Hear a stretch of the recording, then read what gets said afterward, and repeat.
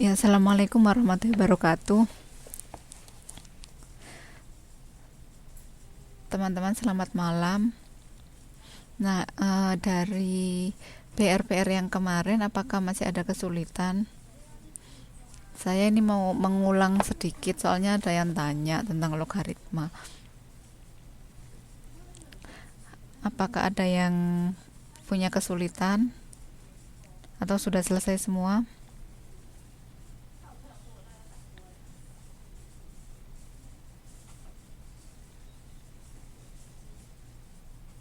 Untuk yang harus dikumpulkan tanggal 30 itu sebenarnya begini. Saya ini juga menghitung-hitungkan pertemuan kita kan 8 kali. Nah, itu 8 kali itu sebentar. 8 kali itu ya, kalau teman-teman kalau saya hitung, tolong eh, dilihat kalendernya. Kalau seandainya pas TTM kan hari Minggu. Nah, ini tergantung teman-teman, hari Minggu kan kita TTM. Maksudnya tatap muka langsung. Apakah yang hari Sabtunya itu kita tetap ada kelas yang online atau enggak? Tapi setelah saya hitung-hitung ya teman-teman ya, kalau seandainya kita ketika ada pertemuan itu hari Minggu, kita libur yang hari Sabtu. Kalau itu libur, itu ini 8 itu pas, sampai yang terakhir itu 8 pas. Tapi saya tuh takutnya nanti materinya belum selesai, atau teman-teman pengen ada kelas tambahan misalnya 9 sampai 9 kali, itu nanti nggak bisa dilaksanakan kalau seandainya kita libur hari Sabtu sebelum TTM itu. Bagaimana teman-teman enaknya? Kalau pengalaman saya dulu semester kemarin kan ngajar statistika ekonomi ya, itu saya lebih, meskipun batas pertemuannya 8 pertemuan itu jadi 9 begitu. Soalnya biasanya tuh ada aja yang ini perlu diulang.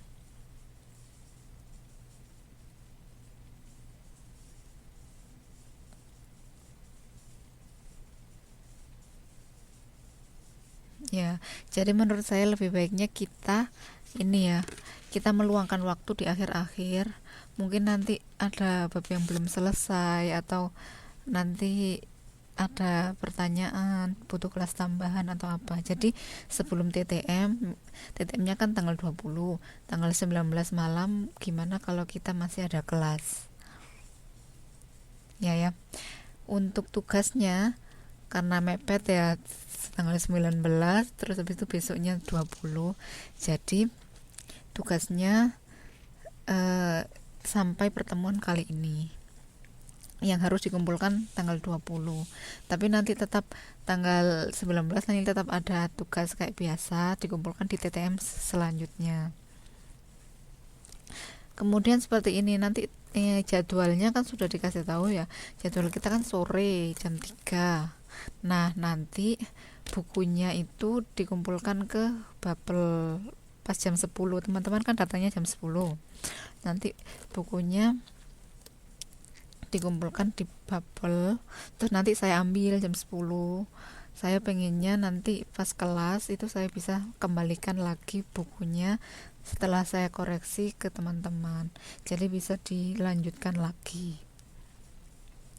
Begitu kalau rencana saya. Ya, waalaikumsalam Mbak Sumarti, tidak apa-apa, langsung ikut saja. Setuju ya teman-teman kayak gitu ya?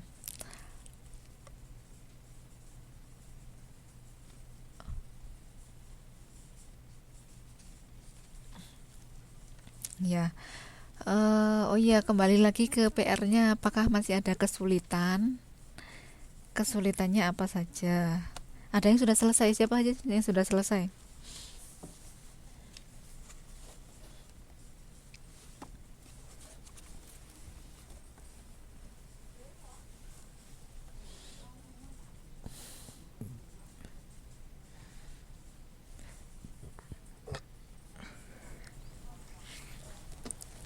Mbak Char Siti halaman 2.31.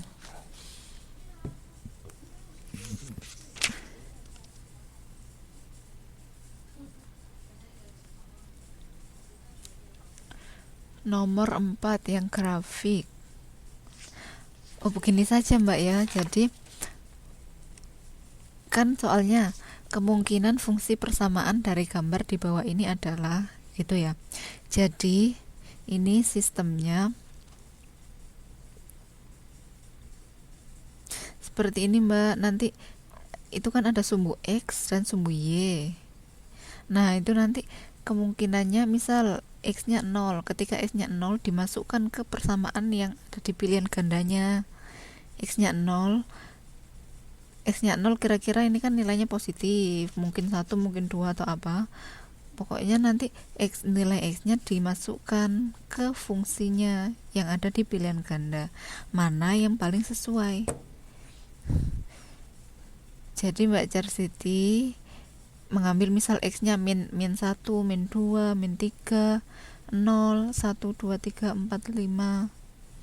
Kayak gitu dimasukkan ke dalam fungsi yang ada di pilihan ganda. Nah, jadi Mbak punya 4 gambar nanti dari pilihan ganda A, B, C, D. Nah, gambarnya yang paling cocok dengan gambar yang ada di soal itu adalah jawaban yang benar. Gitu ya, Mbak ya. Kemudian Mbak Sumartin 2.18 yang nomor 16.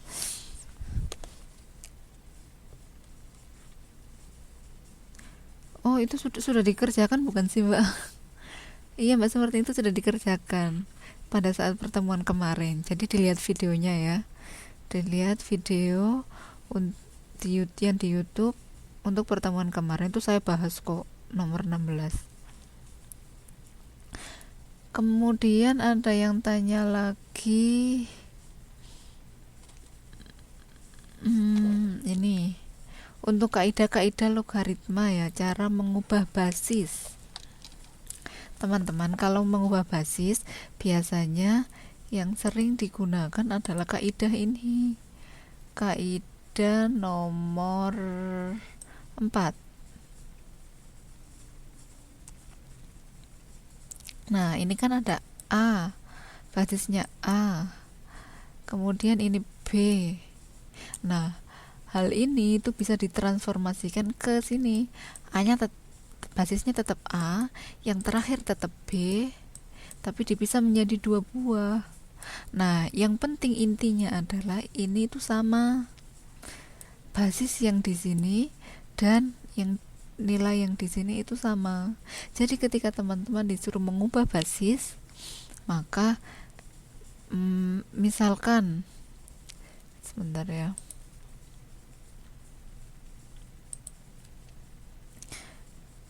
Misalkan ya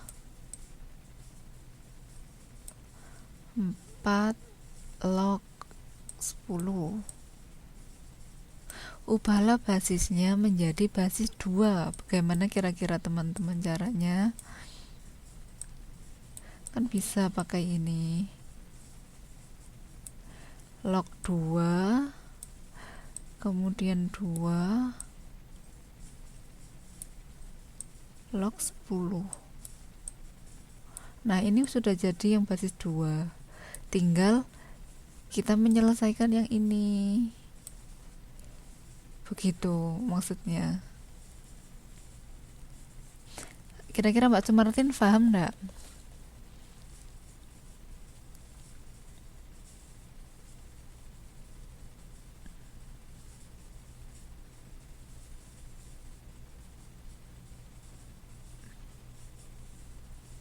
Oh iya Mbak Rika ya. Gimana Mbak Sumartin, kira-kira kalau yang merubah basis logaritma bisa kan? Ini jadi seperti apa ya? Jadi ini tuh seperti trik-trik gitu ya, trik-trik. Tadi kan soalnya ubahlah menjadi basis 2. Ini sudah menjadi basis 2. Nah, tinggal kita yang lainnya 4 log 2. ini bisa diselesaikan menjadi suatu nilai ya, ini bisa diselesaikan menjadi suatu nilai, kemudian ini tetap ada basisnya.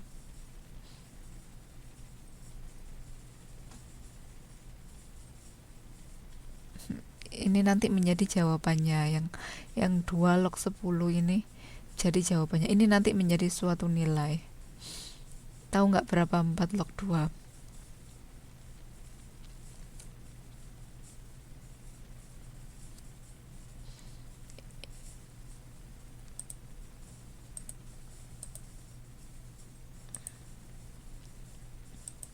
Teman-teman ada yang tahu 4 log 2 berapa?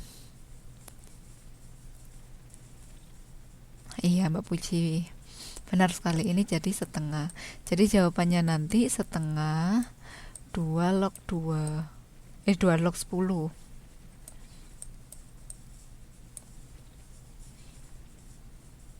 Ya,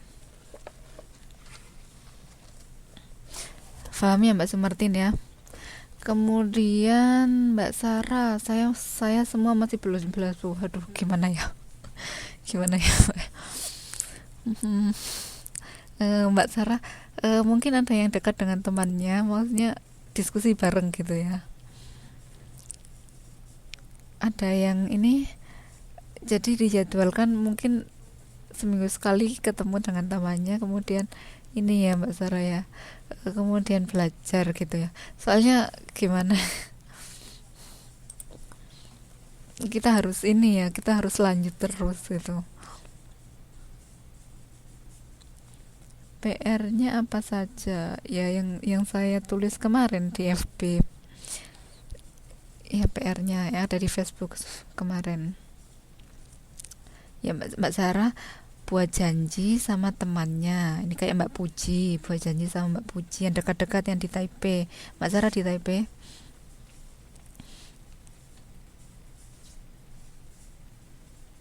ya. Jadi teman-teman, kalau misal satu pertemuan kok ternyata nggak bisa ditanyakan ke saya, atau kalau mungkin jarak jauh masih nggak enak, maksudnya masih belum jelas juga, minta ketemu sama temannya, diskusi ya, temannya yang dekat-dekat. Teman-teman yang lain suaranya bisa kan ya?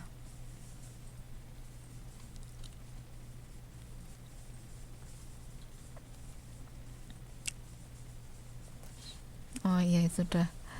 Mas Habib sama ini Mas Handoko, tolong dicek kuota internetnya ya teman-teman.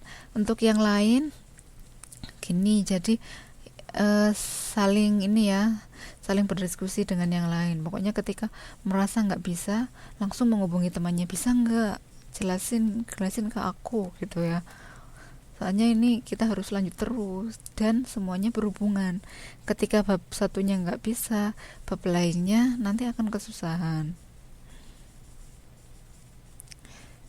ya teman-temannya yang bisa juga ini ya, menawarkan ke teman-temannya yang lain apa yang bisa dibantu seperti itu. Jadi sistemnya kerjasama. Teman-teman di sini itu waktunya juga terbatas, saya mengerti waktunya terbatas, kemudian capek habis kerja juga, makanya harus saling membantu.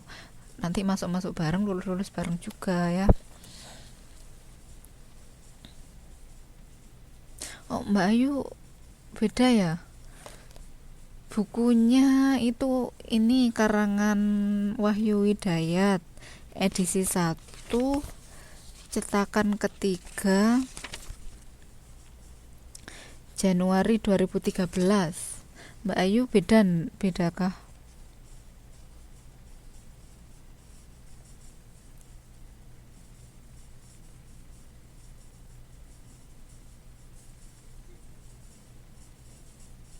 Gimana Mbak Ayu? Karangan Wahyu Widayat edisi 1 cetakan ketiga Januari 2013.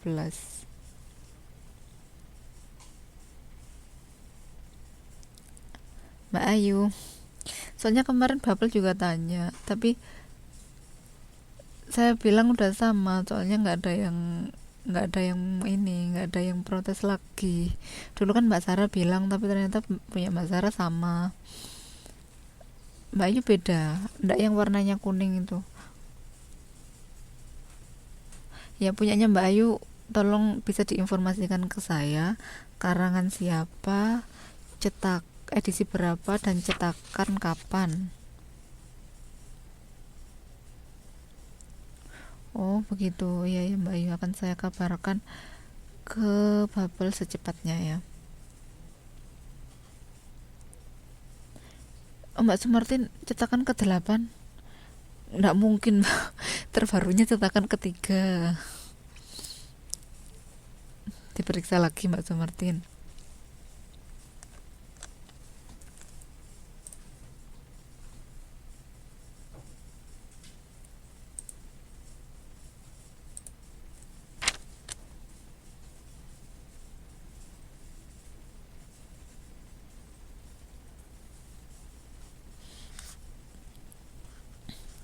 Iya, cetakan 3 edisi 1.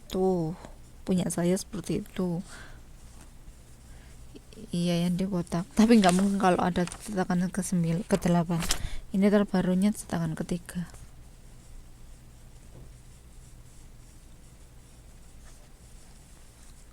Ya, teman-teman, kita masuk materi selanjutnya ya.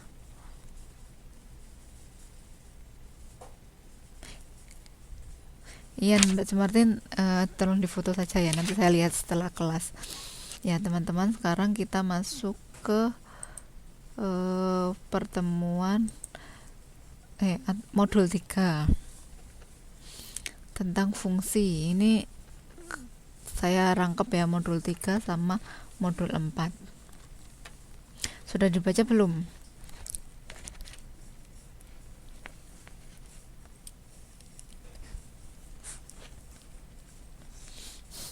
Iya Mbak Martin rajin sekali ya. Jadi langsung masuk saja ya. Bismillahirrahmanirrahim. Semoga teman-teman bisa cepat menyerapnya ya. Diperhatikan.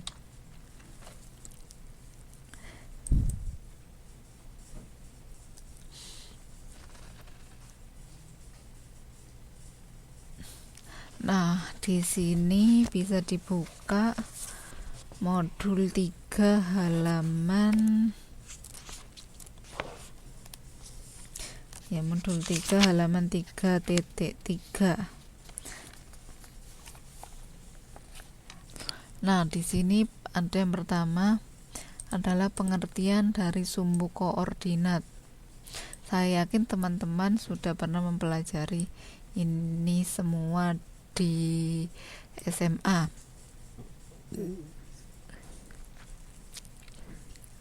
Sumbu koordinat adalah garis lurus yang saling berpotongan tegak lurus. Nah, garis horizontalnya yang ini disebut sumbu X. Ini gambarnya sedikit ruwet ya. Ini saya ambil dari internet, jadi ini enggak usah diperdulikan. Pokoknya ini saya ambil hanya untuk contoh saja ya. Garis sumbu X disebut absis, sumbu Y disebut ordinat. Itu ya, gampang di sini nanti.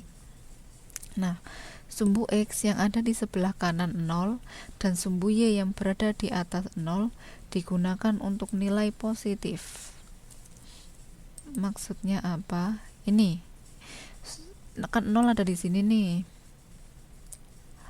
Sumbu X yang nilainya di atas 0, sumbu Y yang nilainya di atas 0, berarti daerah ini yaitu kuadran 1, daerah positif ya, daerah positif teman-teman, diingat-ingat. Sumbu X yang ada di sebelah kiri 0 dan sumbu Y yang berada di bawah 0 digunakan untuk nilai negatif. Kita periksa. Sumbu X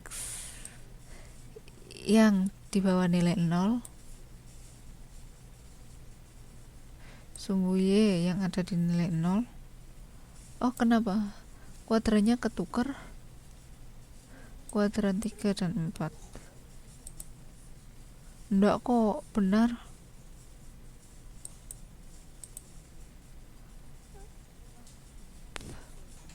Bener kok teman-teman. Kenapa emang? Bener. Jadi ngitungnya ke sini ya. Jadi ini bayangkan ini sebuah bola.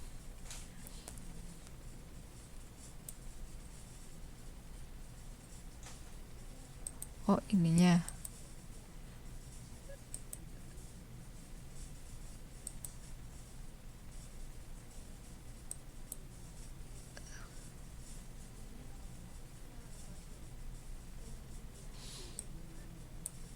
Oh, ini. Sebentar teman-teman. Kita lihat pengertiannya ya. Jadi kita bisa tahu. Sumbu X yang ada di sebelah kiri 0 dan sumbu Y yang berada di bawah 0 digunakan untuk nilai negatif. Ini berarti kuadran ini ya. Iya, ini negatif. Ini digunakan untuk nilai negatif.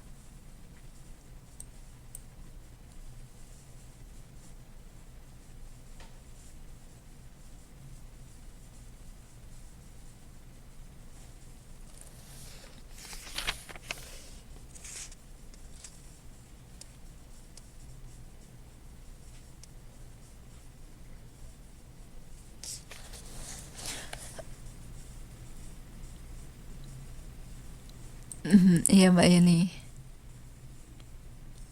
Kuadran 3 untuk tanda yang ininya ya. Untuk tanda sebentar. Untuk tanda ininya. Ya, ini harusnya negatif-negatif. Kemudian yang sini positif, negatif.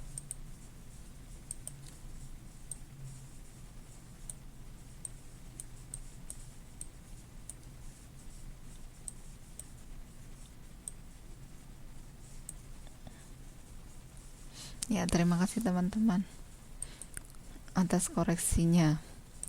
Kemudian ini, suatu titik yang sebidang dengan sumbu koordinat letaknya ditentukan oleh suatu pasangan urut X, Y, yaitu absis dan koordinat. Tuh, paham ya kalau yang ini. Kemudian pengertian fungsi. Koordinat kita sudah tahu ada X dan ada Y. Dan letaknya ada di diagram-diagram seperti ini. Kemudian kita beralih ke fungsi. Pengertiannya, fungsi adalah himpunan pasangan urut dengan anggota-anggota pertama pasangan urut yang dinamakan wilayah atau domain, dan anggota-anggota kedua pasangan urut dinamakan jangkau atau range. Jangkauan ini ya, jangkauan atau range. Jadi ada X, ada Y, ini berpasangan. Nah, ada yang dipetakan satu, ketika X nya 1, Y nya min 3, ketika X nya 2, Y nya 0, seperti itu ya. Suatu fungsi dapat ditunjukkan dengan tiga cara, yaitu daftar lajur, penulisan dengan lambang, dan grafik. Nah, kalau daftar lajur itu seperti ini, kayak tabel gitu ya. Kemudian kalau lambang, ini yang sering kita jumpai ya. Y sama dengan sesuatu, ini fx sama dengan ini fx, y ialah fungsi yang pasangan urutnya 3x kurang dari 6, itu sama aja kayak gini. Ini juga x, y, dimana y sama dengan ini. Oh, mohon maaf teman-teman, ini seharusnya garis lurus, bukan garis miring, jadi kayak dibagi ini ya. Ini garis lurus, jadi ini bacanya di mana yang dulu ya, penulisan fungsi dengan notasi di modul sebelumnya. Nah, kayak gini. Kalau grafik sudah jelas ya, digambar seperti ini, jelas ya untuk yang ini. Untuk yang kali ini saya lanjut lagi. Itu bisa dapat 6-nya bagaimana? 6 yang mana? 6 yang mana Mbak? Mas Miki, 6 yang mana?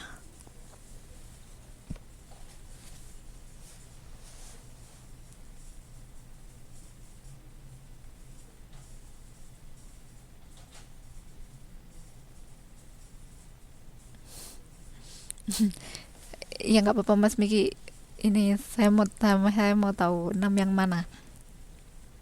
Oh, enggak apa-apa. Ya, ini semua contoh dulu ya, contoh. Kita belum mengerjakan. Sekarang baru pengertiannya. Konstanta. Namanya konstanta, maka nilainya pasti konstan, suatu nilai. Jumlah yang nilainya tetap dalam suatu masalah tertentu. Nah, ini dibedakan menjadi dua.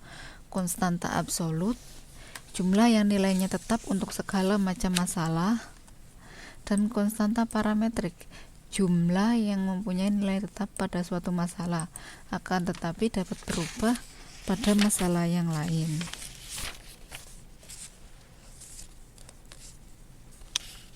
Kayak gitu. Jadi contohnya di sini ya, yang konstanta absolut detail di bukunya. Misalnya jumlah penduduk pada tahun tertentu untuk setiap masalah biasanya dianggap sama. Ya, jadi ketika ada tahun 97 ada 200 juta. Apabila ada lagi yang membahas pendapatan per kapita negara Indonesia pada tahun itu, pada tahun 1997, maka penduduk Indonesia dianggap jumlahnya tetap, yaitu 200 juta selama masih dalam tahun itu. Tapi kalau yang parametrik bagaimana? Dia bisa berubah, dia nilainya tetap tapi bisa berubah untuk masalah yang lain. Contohnya misalnya nilai UTS mahasiswa UT atau nilai ujian akhir mahasiswa UT. Sudah tahu kan nilainya ada yang dapat 60, ada yang dapat 90, seperti itu. Tapi kalau ditanya kalau untuk menentukan IP, misal menentukan IPK, nah itu akan dikalkulasi lagi nilainya itu ya. Jadi tetap konstan, tapi dalam setiap masalah itu dia berubah. Oh, Mbak Evi, nggak ada suara. Yang lain ada kan ya? Setelah belajar konstanta, kita belajar variabel. Variabel itu apa? Kebalikannya dari konstanta. Dia jumlah yang nilainya berubah-ubah pada suatu masalah. Nah, ini juga ada dua, variabel bebas atau variabel independen biasanya gitu. Atau variabel yang tak bebas. Oh, mohon maaf, salah. Variabel bebas itu dependen, variabel tak bebas itu variabel independen. Variabel bebas yaitu variabel yang nilainya menentukan nilai fungsi atau himpunannya anggota pertama pasangan urut, gitu ya.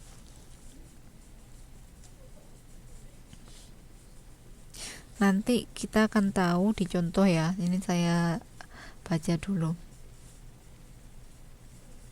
Mas Usnanta, untuk membaca kuadran itu dari X dulu apa Y dulu?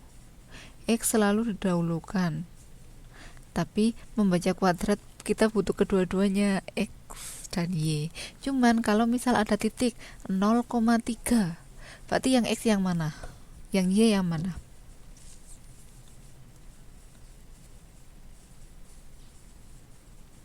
Yang X pasti yang 0, yang duluan ya Mas Usnanta ya. Iya, benar sekali, teman-teman sudah pinter. Nah, ini saya lanjut ya. Variabel tak bebas, variabel yang nilainya sama dengan nilai fungsi setelah variabel bebas ditentukan nilainya, himpunannya anggota kedua pasangan urut. Yang bebas anggota pertama, yang tidak bebas anggota kedua. Maksudnya ini bagaimana? Kedua-duanya adalah variabel, tapi kita akan tahu variabel tak bebas setelah variabel bebasnya diketahui, gitu ya. Jadi ini nanti saya contohkan di sini aja ya. Nah, ini sudah jarak 2 titik. Kita lihat halaman 3.8.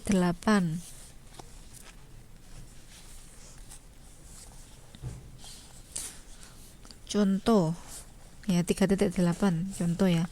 Pada persamaan garis lurus Y sama dengan A plus bx, maka a dan b adalah konstanta ya. Ketika dia suatu nilai 1, 2, 3 dan apapun nilai itu dia konstanta, dia nilainya tetap apapun yang terjadi. Nah, x adalah variabel bebas dan y adalah variabel tak bebas. Jadi variabel tak bebas itu membentuk variabel bebas ya. X membentuk y, jadi y adalah a plus b kali x. Berarti ketika x nya tahu, kita tahu x nya, maka kita bisa mencari y, seperti itu.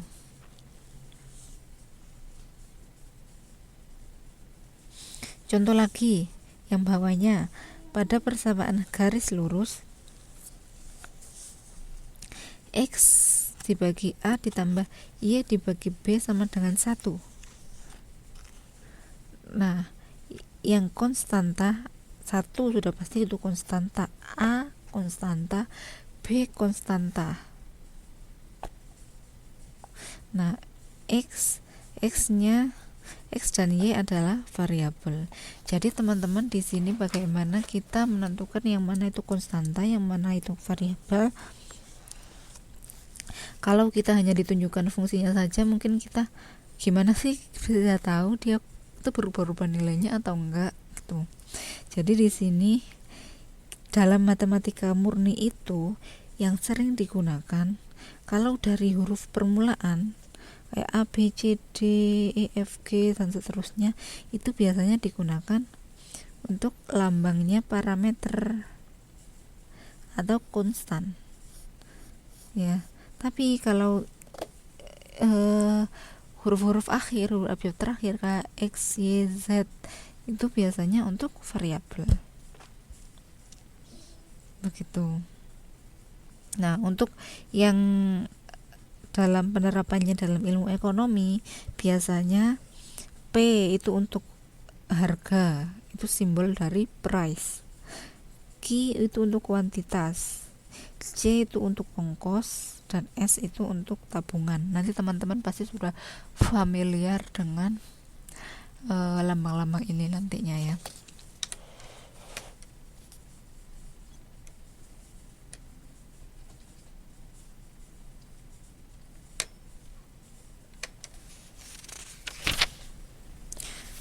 Ini ada banyak contoh tentang menggambar fungsi ya. Teman-teman, saya beri waktu 2 menit untuk membaca contoh halaman 3.9, contoh yang kedua ya, yang ada gambarnya itu dan baliknya. Dua contoh itu ya, yang ada diagram 3.6 dan diagram 3.7. Kira-kira teman-teman ada pertanyaan enggak? Ya, saya beri waktu 2 menit untuk melihatnya.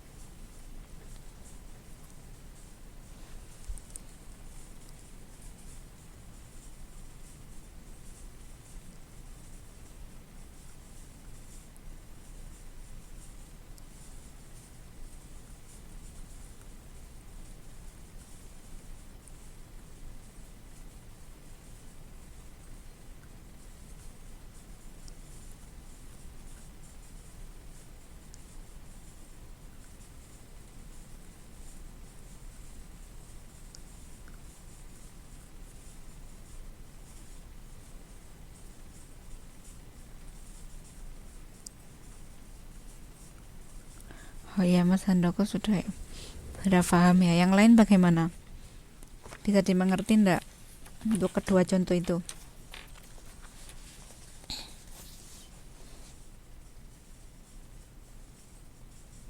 Mbak Sumartin, Mbak Sarah bagaimana Mbak?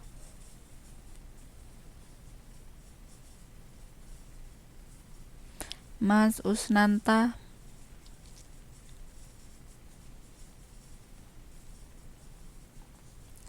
Mbak Puji bisa, oke. Mbak Sarah bagaimana Mbak Sarah?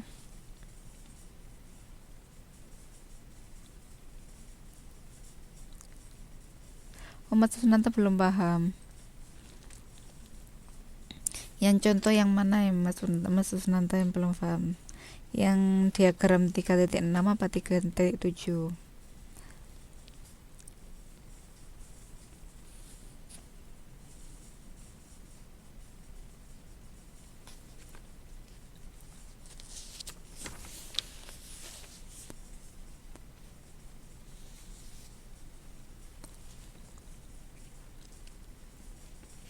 Yang 3.7, gambarkan titik-titik 0,0, 1,1, 2,2 dan 3,3.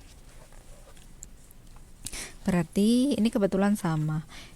X yang pertama ya 0,0, berarti X nya 0, Y nya 0. Yang 1,1 X nya 1, Y nya 1. Jadi hanya di pertama kita hanya menggambar titik-titik. Oh, saya enggak ada ya di sini ya. Sebentar.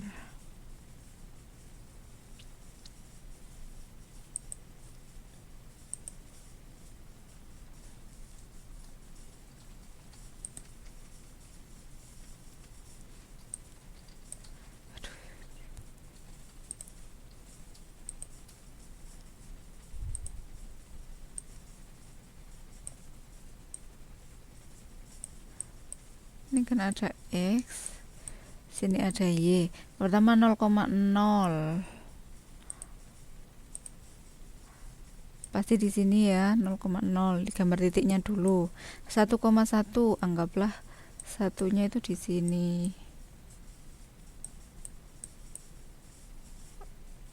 Ini 1. Aduh, salah.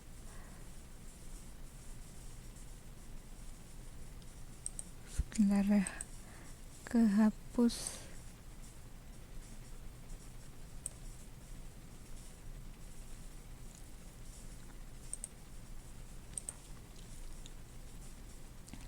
Ya, satunya di sini.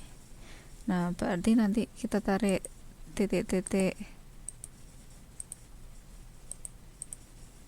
itu kan ya, dapatlah nilai di sini 2,2, nanti di sini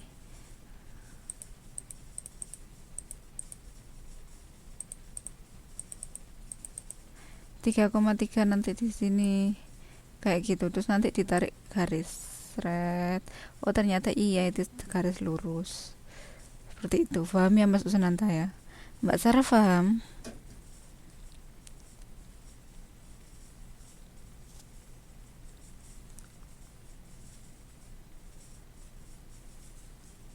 Ya, alhamdulillah ya. Kita bisa lanjut ya.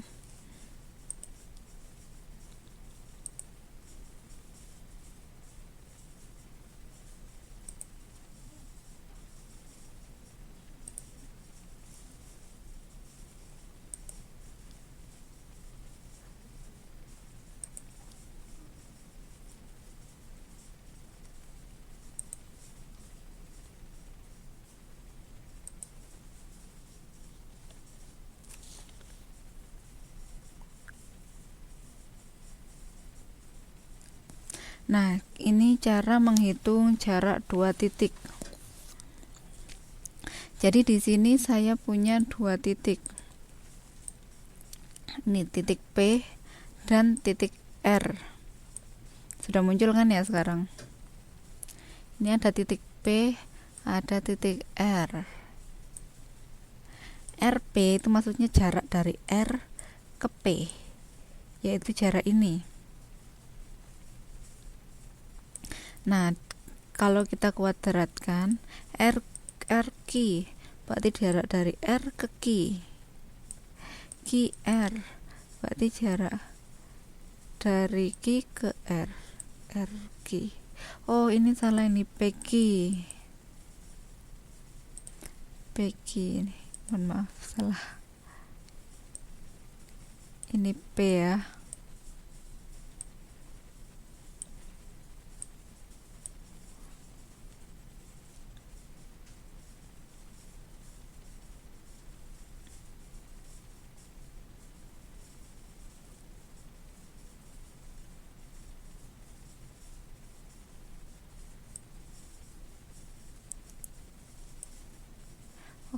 Ini P. Oh, saya mengikuti ini. Jadi sebentar. Ini KP. Ya, ini ya. Tahu ya. YR. Nih. Jarak dari PQ kemudian QR ini adalah jarak titik P dan R. Kalau kita lihat ini seperti segitiga. Nah, masih ingat teman-teman sama rumus Pitagoras? Dulu diajarkan pas SMA. Nah, untuk mencari RQ adalah jarak dari Y-nya R 6 dikurangi Y-nya Q, 6 dikurangi 3. Gitu ya, untuk mencari jarak. Kemudian QP, jarak sini ke sini, maka 7 dikurangi 1, gitu ya. Nah, garis yang miring gimana cara mencarinya? Menggunakan rumus Pitagoras. Panjang ini dikuadratkan ditambah panjang ini dikuadratkan adalah panjang ini dikuadratkan. Maka untuk mencari panjang ini adalah akar dari ini ya. Akar dari ini kuadrat ditambah ini kuadrat.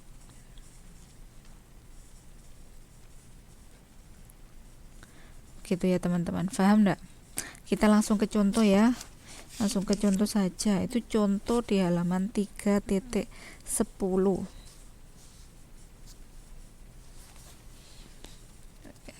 Yang diagram 3.8 sama 3.9.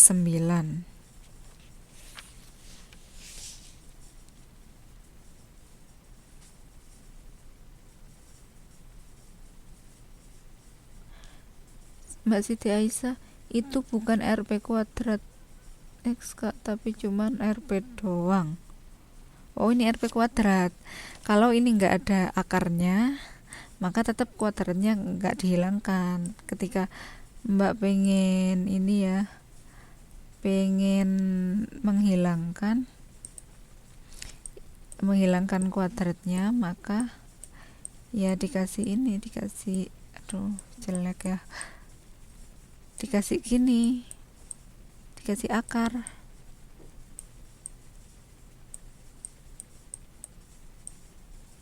Paham ya Mbak Siti Aisyah ya? Gitu Mbak.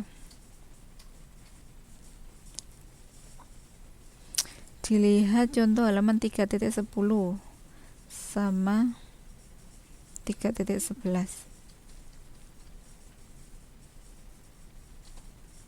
Iya, jumlah setelah dikuadratkan terus dicari ini, dicari akarnya. Nah, ini ada latihan, tapi sebelum latihan ini ya, teman-teman dilihat halaman 3.10 diagram 3.8 dan 3.9. Saya kasih waktu 2 menit lagi. Kira-kira teman-teman bisa nggak? Ini gampang kok.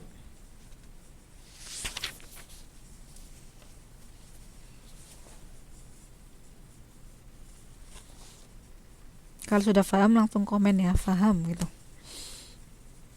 Sudah 45 menit ini.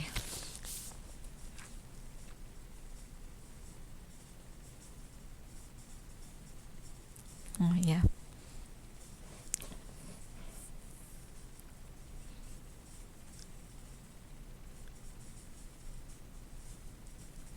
Yang lain Mas Handoko, Mas Apif gimana? Itu menentukan titik A, B, C bebas kan? Itu sudah ada ketentuannya Mas. Kita nggak bisa bebas, maksudnya tergantung soalnya ya, soalnya letaknya di mana, soalnya kan berpengaruh antara menentukan yang garis yang miring itu. Jadi berpacu pada soal aja.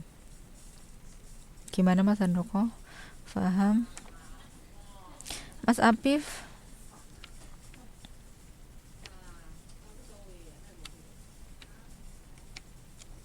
Mas Usnanta?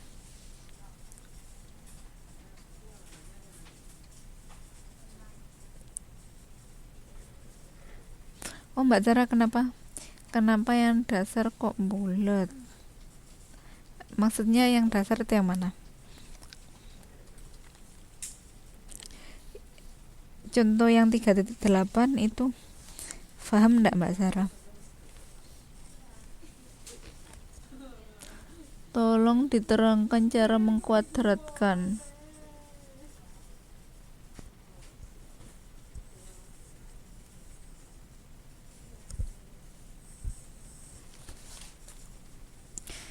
Cara mengkuadratkan.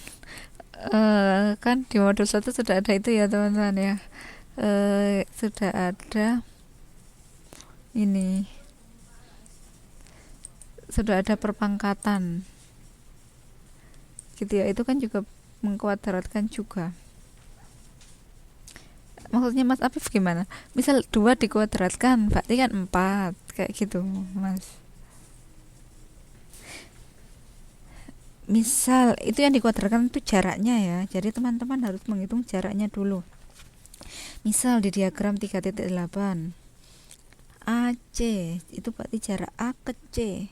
Berapa teman-teman jarak A ke C? Bisa dihitung ya, itu kan 2 sama 2, berarti dari 2 ke 2 4.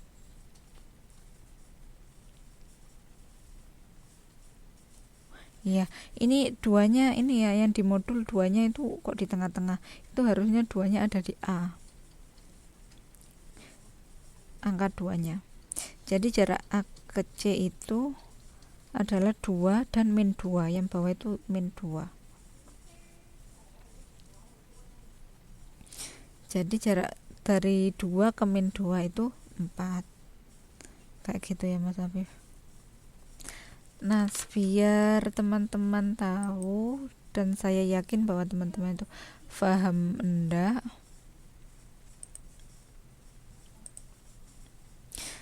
dikerjakan ini ya, latihan yang pertama. Gambarkan titik ini, kemudian gambarkan titik ini. Kira-kira bisa enggak?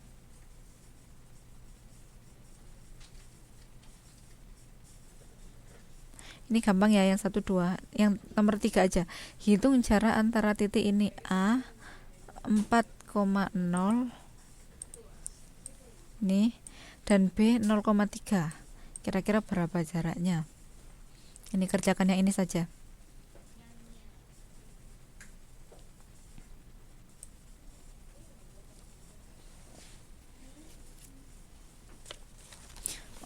Ya, Mbak Sumartin cepat sekali ya Mbak Yeni. Yang lain bisa menghasilkan itu.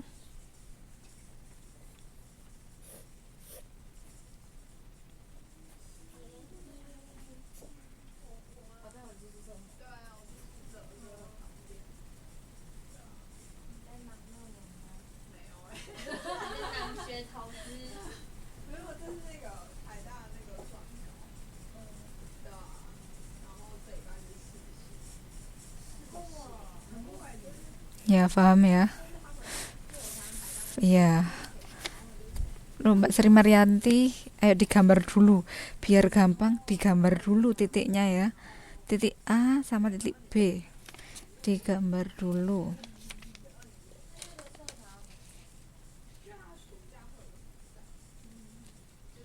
Ya, teman-teman di mute semua ya. Saya bantu ini, saya gambar.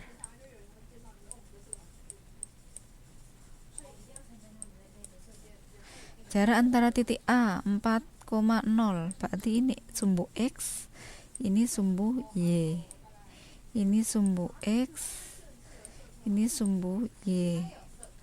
4,0 berarti sumbu X nya 4, misal di sini sumbu X nya 4,0, 0 berarti tetap aja di sini, ya sudah, berarti nilainya di sini. Terus yang kedua 0,3, X nya 0, Y nya 3 di sini, berarti di sini. Nah, jaraknya mana jaraknya? Jarak itu ini. Nah, misal ini jaraknya. Berapa jaraknya ini? Jawabannya teman-teman tadi 5 ya. 5 ini dari mana? Nah, gimana kita menggunakan dalil Pitagoras ya?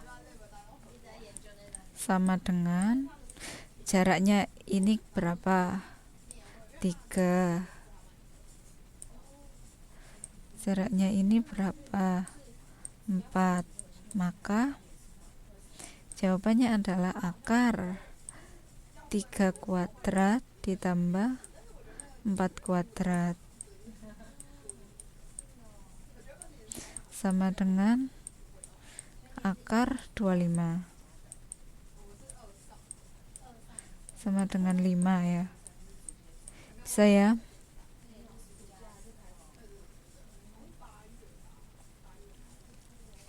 Nah, selanjutnya biar cepet ya, ini kita sudah 1 jam.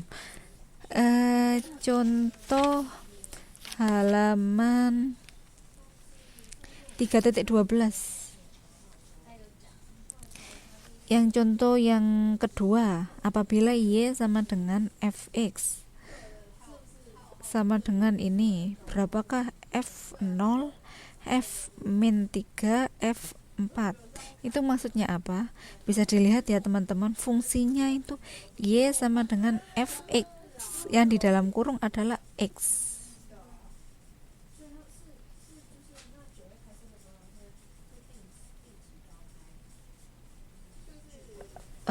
Sebentar Mbak Zara, kenapa? Oh iya teman-teman, dimatikan ya, di mute semuanya, ini biar tidak mengganggu teman-teman yang lain. Ayo sekarang diperhatikan halaman 3.12 ya. Yang ada di dalam kurung itu adalah X. Maka ketika itu ada berapakah F0, berarti X nya sama dengan 0. Berapakah F-3, berarti X nya sama dengan 3. Tinggal dimasukkan ke fungsinya tadi, yang 3X dibagi X kuadrat minus 1. Nah, saya kasih waktu 1 menit untuk membahas ini. Iya Mbak Sumartin.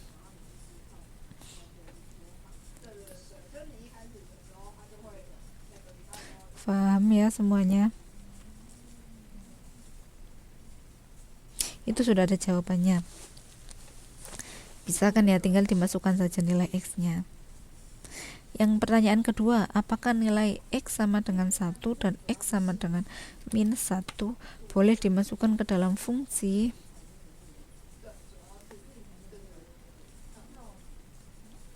Jawabannya tidak bisa. Kenapa?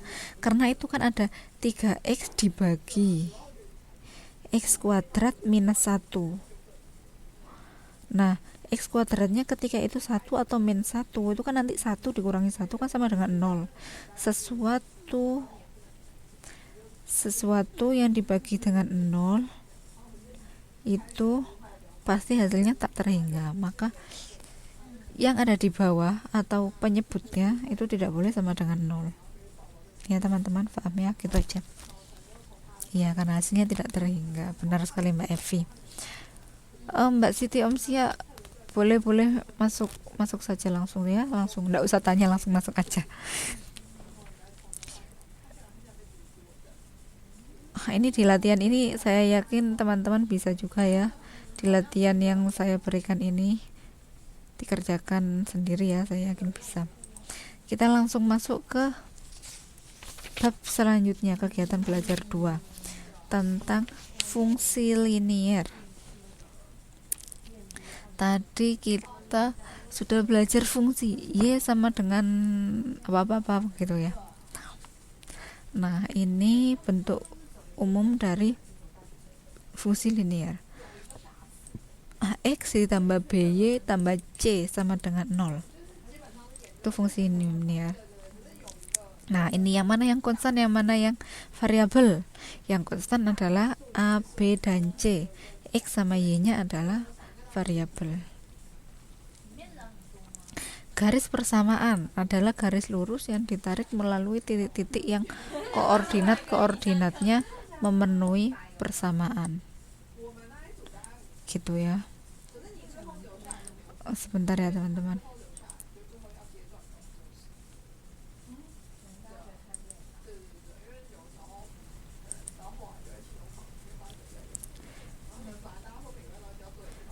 Saya lanjut, ini cara menggambar garis persamaan.